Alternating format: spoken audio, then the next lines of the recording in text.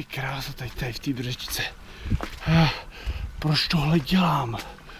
Pro boha. Kdybych si postavil tarp pěkně dole, na kraji lesa, šlo by to úplně stejně. Ne? Já musím mít výlet, já musím vidět východ sluníčka a tak budu trpět. Ty vole. Bože můj.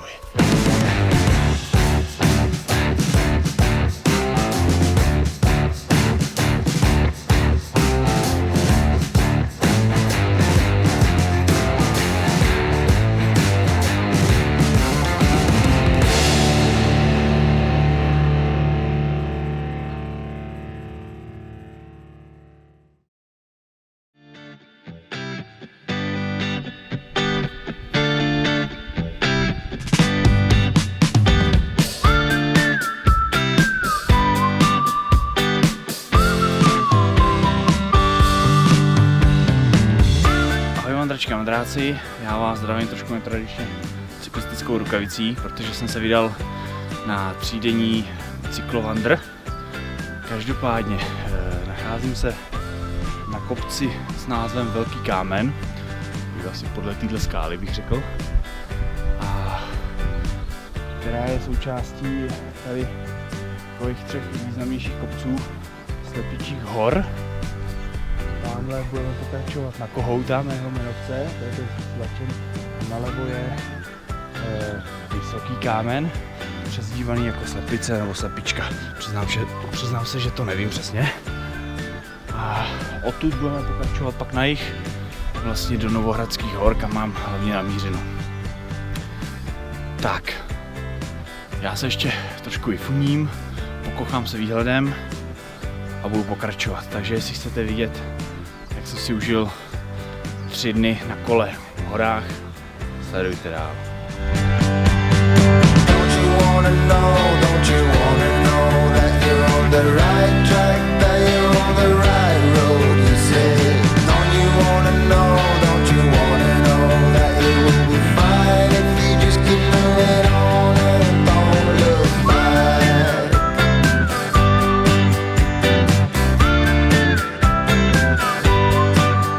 Autem jsem dorazil do Velkých Skalin, kde jsem si skládal kolo a vyrazil na první kopec v podobě velkého kamene s výhledem na trhové sviny a borovany.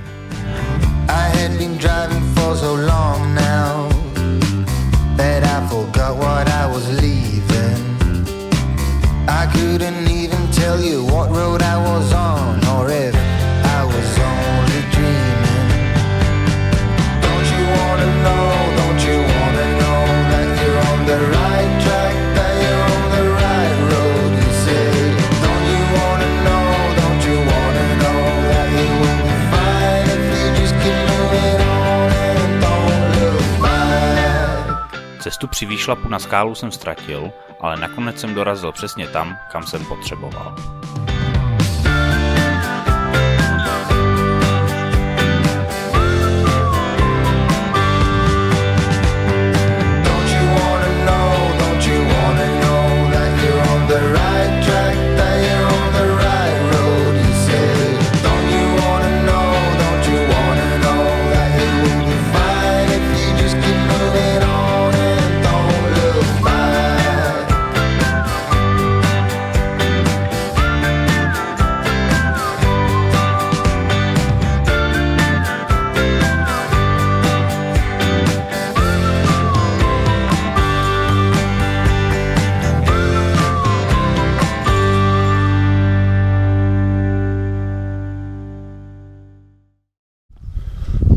Tohle jsem si ani předtím nevšiml, ale tamhle je krásně vidět. To jsou jedny z těch prvních Novohradských hor. Nevím, jestli to teda uvidíte, já doufám, že jo. Ale v podstatě nalevo je Kraví hora s rozhlednou, napravo je Kuní hora a za nima je hora Vysoká a na té bych dneska chtěl přespat. A protože je 2:30, tak bych sebou měl trošku hejbnout.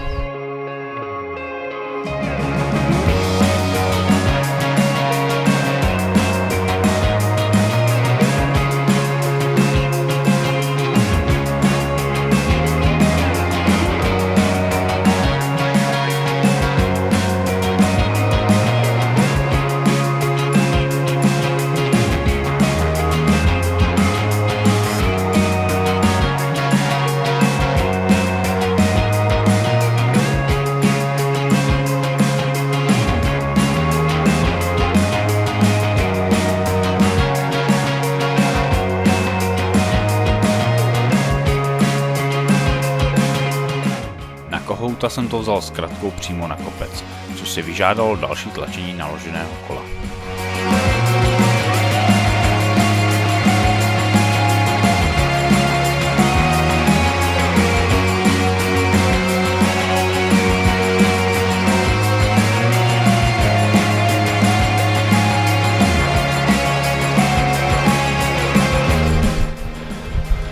Tak budeme na kohoutovi za chviličku. Už jsme pod vysílačem.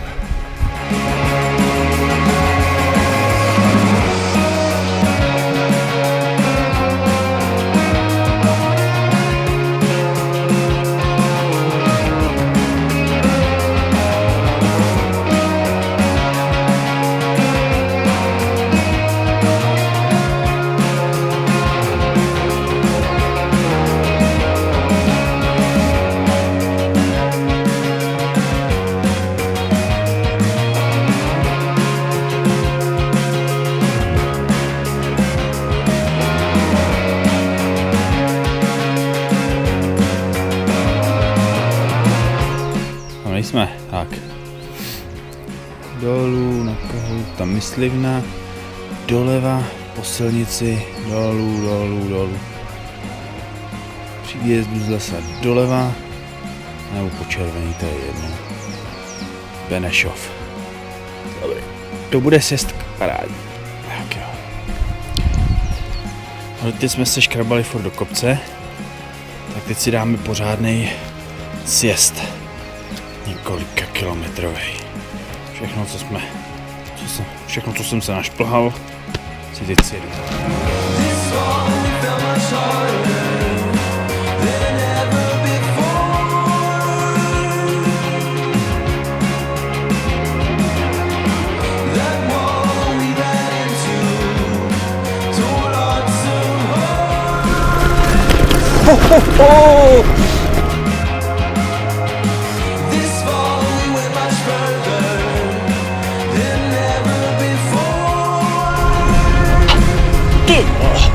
Pěkně nakopává.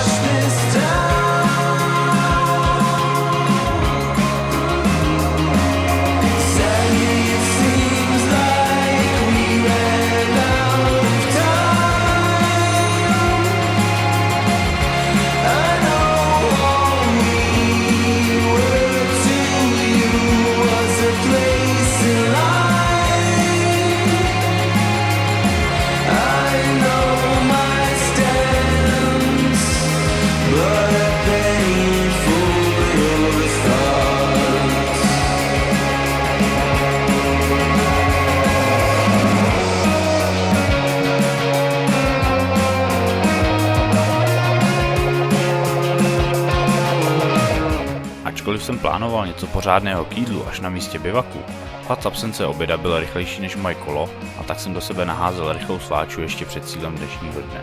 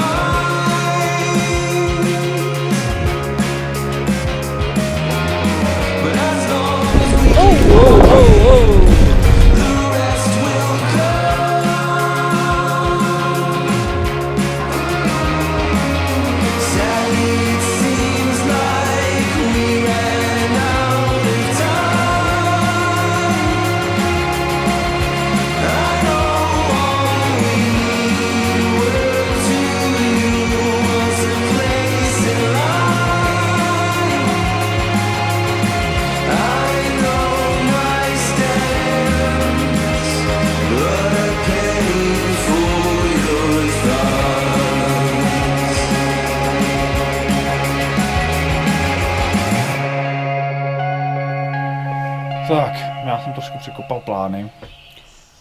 Dneska Kraví horu vynecháme a pojedu rovnou na Vysokou. Páč nebudu lhát, ale zdejší kopce mi docela nakopávají prdel. A mám toho plný kecky teda, no. Takže budu rád, když ještě za světla teda dojedu na tu Vysokou, je 5:30. To asi snad bude v pohodě. Postavíme tarp, uvaříme, no a zalehnu. Jestli se zvednu vůbec teď. A už je mi kosa. Tak asi jede.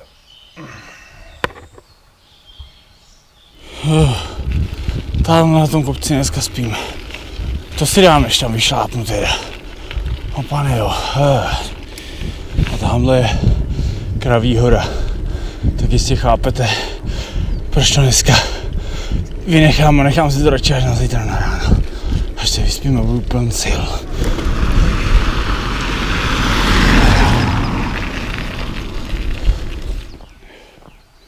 V hojné vodě se nachází 3tunový zvon setkávání od zvonaře Rudolfa Pernera s parádním výhledem směrem k Novým Hradům.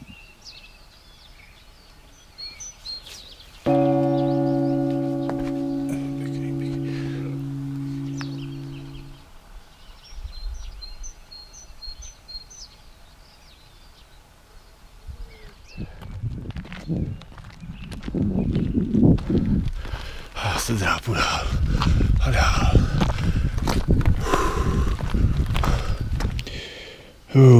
Mám dost. Už se vidíme, až budu ležet. Už jen kousek. Tady musím přes strom. No. Super.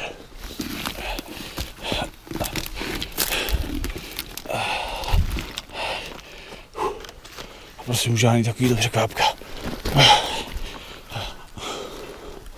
Ale ne.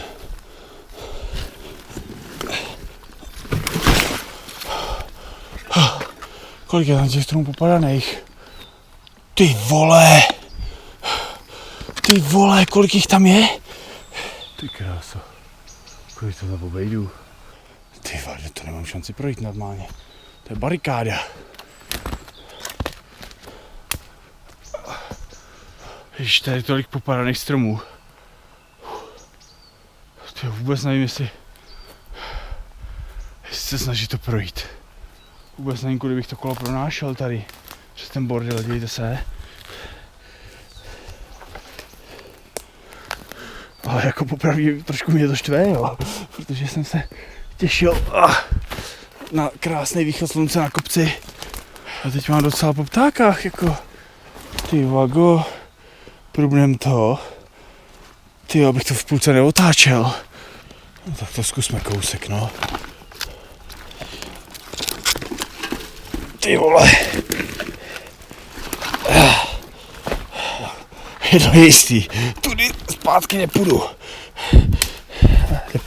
Už vůbec nepojedu, že jo? Au.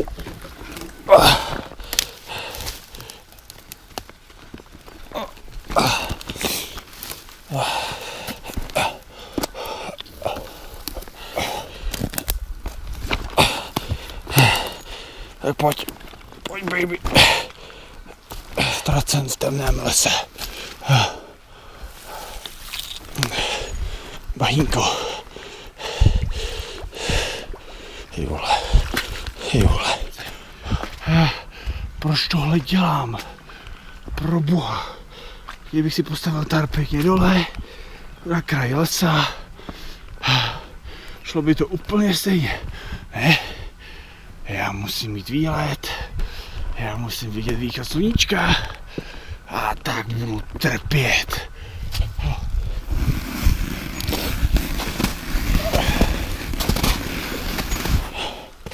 To já to asi pomalu vzdávám normálně. Jakmile uvidím plácek, kde se dá postavit tarp, tak hážu kolo na zem, ty kráso, a jdu si lehnout. Podle mapy jsem asi 150 metrů od místa, kde jsem plánoval bivakovat. Ale dostat se k němu touhle džunglí dá jen nejednomu nabrat. Ty brďo.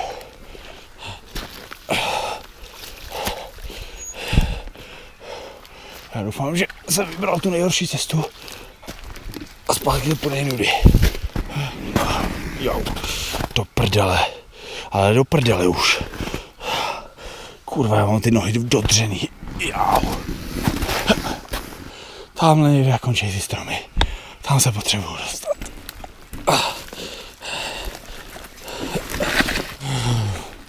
Slepá ulice.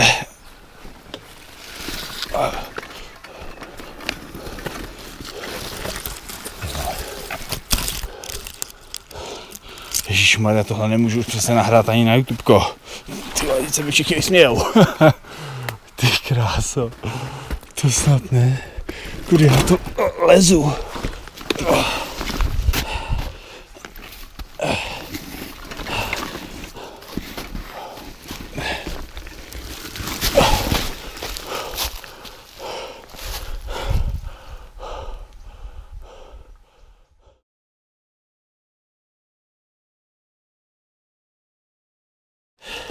To nemůžu nikomu ukázat. Toho jsem posral. Teď se snažím, už jsem to vzdál, teď se snažím najít cestu zpátky. Tímhle bordelem. Pane bože, už tu bloudím asi hodinu. S kolem. Takhle. Pane bože. Co je nejvtipnější, že tady už to řídne. Tohle je poklad oproti tomu, čem jsem bloudil doteď. Já už chci z toho skurvenýho lesa pryč.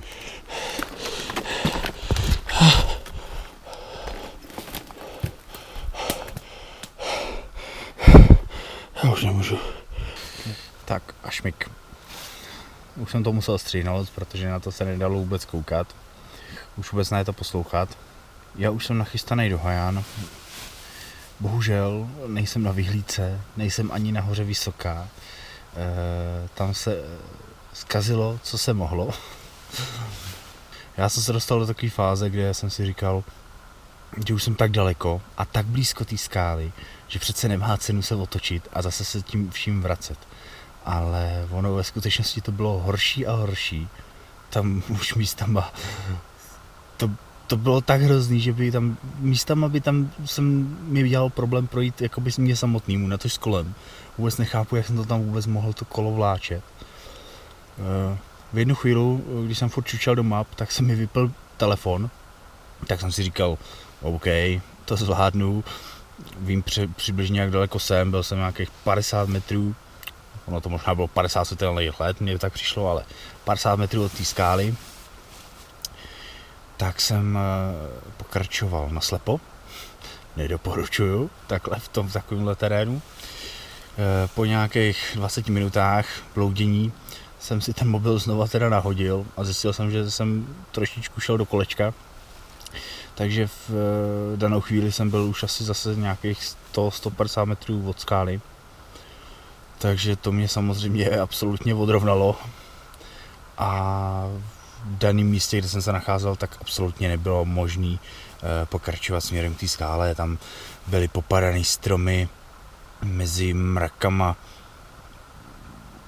nízkých stromků, skal, bažin, všeho možného.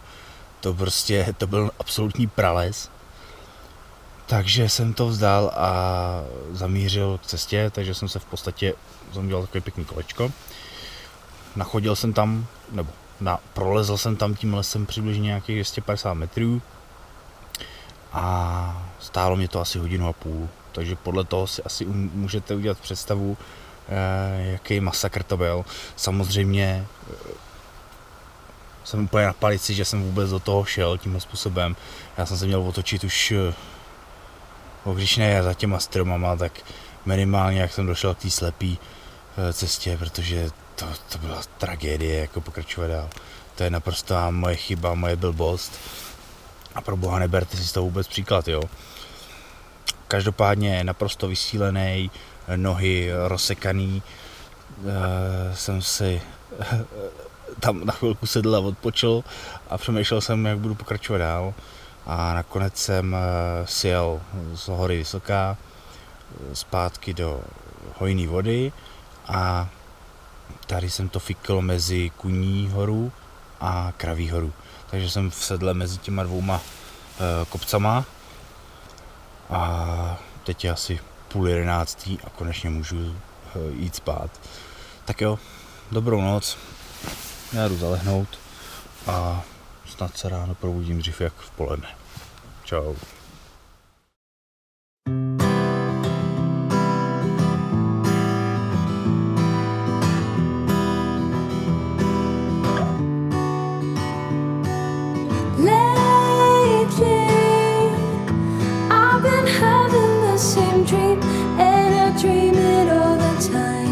Ráno ještě před snídaní jsem si naplánoval výšlap na Kraví horu a kochačku ze stejnojmenné rozhledny. To znamenalo hned po vstávání probudit nohy na další cestu do kopce.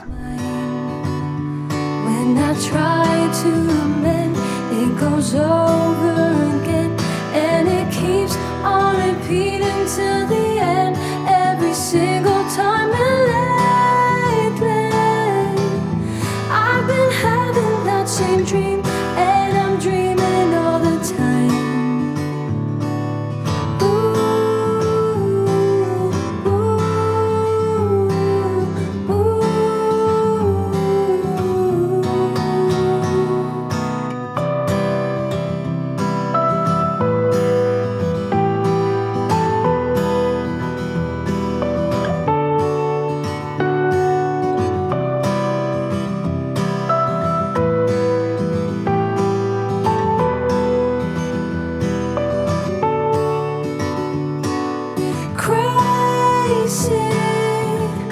I've been living the same life, and it's driving me insane.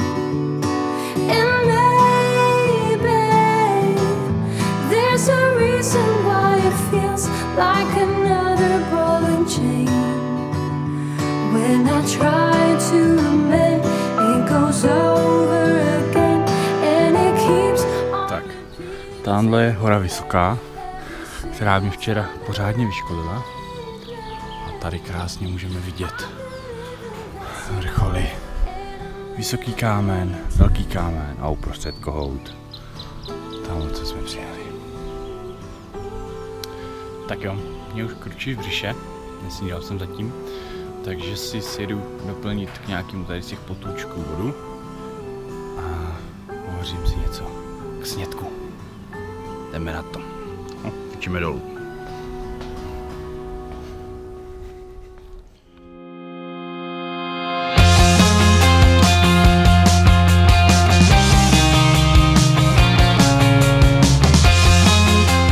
Tak teď budu chodit ještě další 2 hodiny doleva.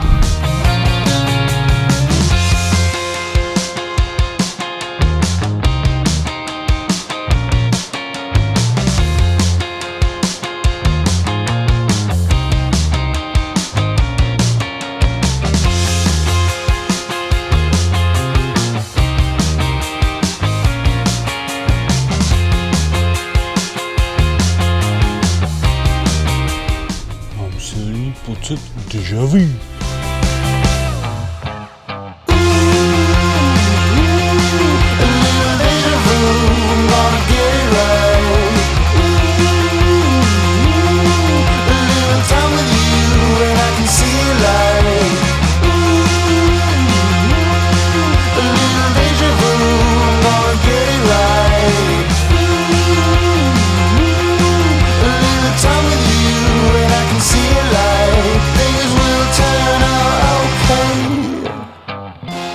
Coming up slowly, this feeling that I have now, almost a bit holy, a notion that I will make it out somehow.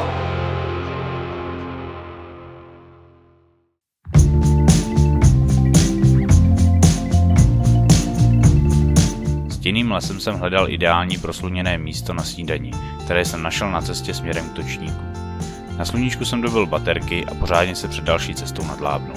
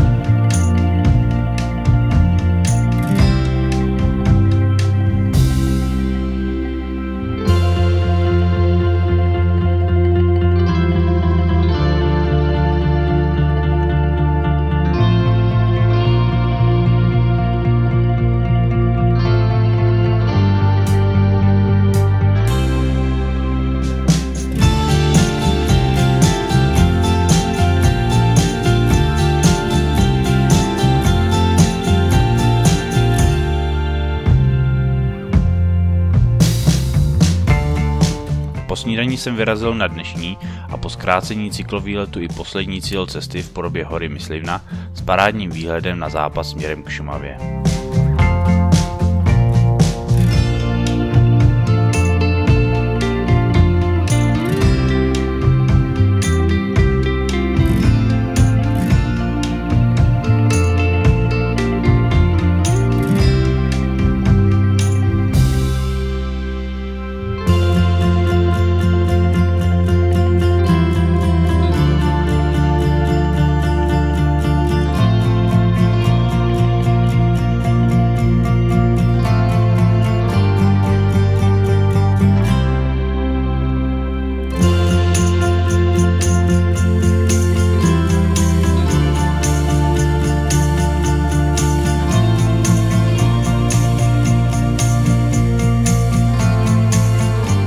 Cesta ubíhala až na výjimky v podobě pár kusů popadaných stromů a cesty plné žabých orgií v pohodě a zanedlouho jsem se ocitl v sedle pod Myslivnou, na kterou zbývalo se už jen vydrábat.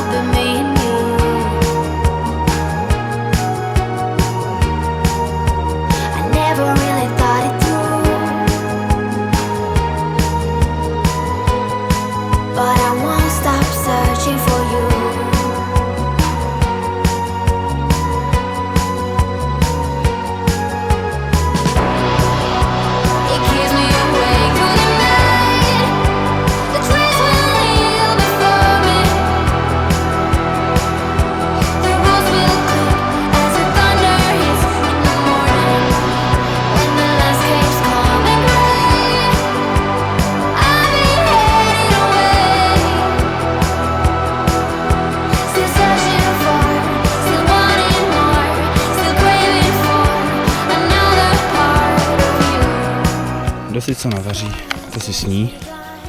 A dosyť co vyšlape, to si i sjede. Tak jdem na to.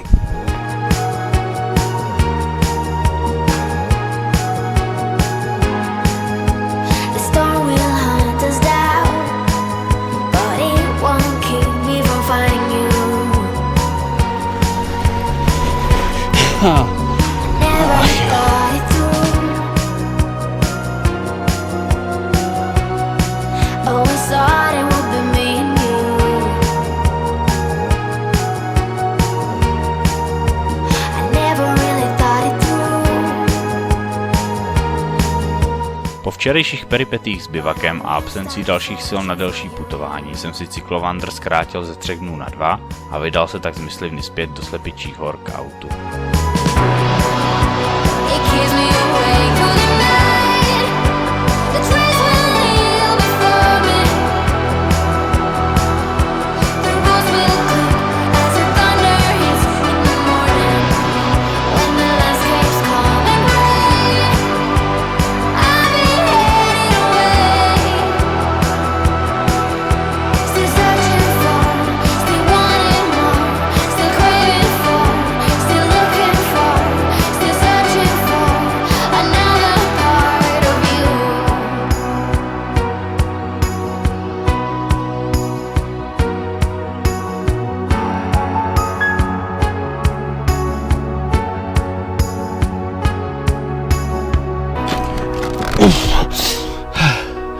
A to je všechno.